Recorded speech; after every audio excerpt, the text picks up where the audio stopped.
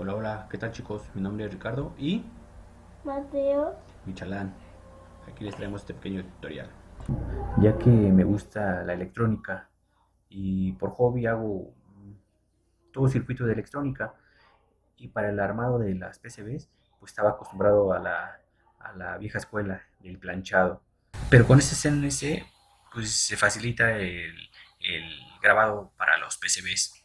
Al igual me agradó porque en su momento me hicieron un presente el cual estaba tallado en madera de MDF. Y eso fue la inquietud que tuve para la ejecución de este armado de mini CNC.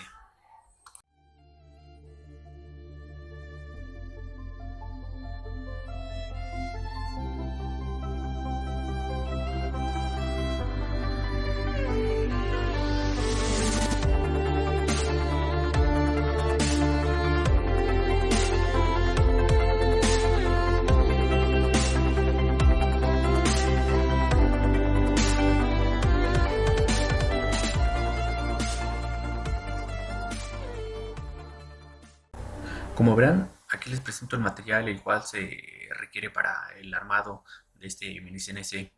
Iré subiendo los videos de cómo se va ensamblando este mini router.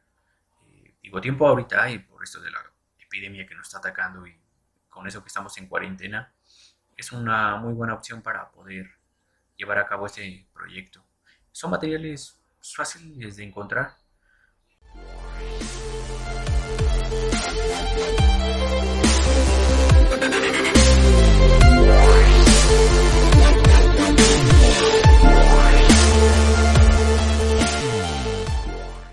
Bueno amigos, pues es momento de despedirnos.